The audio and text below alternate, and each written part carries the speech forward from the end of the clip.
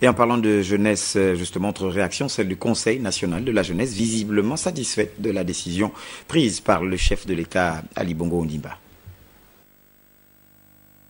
C'est une décision inédite. Ali Bongo Ondimba, qui de ce fait inaugure une grande première en la matière, en mettant à la disposition de la jeunesse gabonaise une partie de son héritage.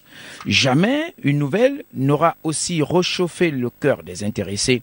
Le président du Conseil national de la jeunesse a laissé éclater sa joie. Depuis 2012, le président de la République a lancé le Forum national de la jeunesse. Ce forum a abouti à l'élaboration d'une politique nationale de la jeunesse.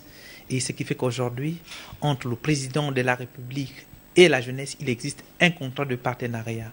Et à travers les mesures énoncées par le président de la République, je pense que ce sont des mesures louables qui rentrent dans ce contrat de partenariat pour une jeunesse responsable, mais pour faire en sorte que la jeunesse soit au devant de la scène et qu'elle puisse toujours continuer à être le fer de lance de la nation.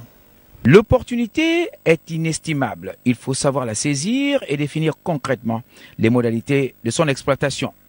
Le président, il a toujours une vision. En ce qui concerne la jeunesse, je pense que ce soit au niveau régional, que ce soit au niveau continental, à travers le fonds Train My Generation, le président reste pionnier sur l'ensemble des mesures en ce qui concerne la jeunesse. Mais c'est au niveau de l'applicabilité. Et nous, en tant que Conseil national de la jeunesse, nous allons suivre et évaluer toutes ces mesures pour faire en sorte que les acteurs qui sont censés mettre en synergie l'ensemble des actions de la jeunesse puissent réellement faire en sorte que, lorsque le président a parlé, que l'on passe de l'idée à l'action.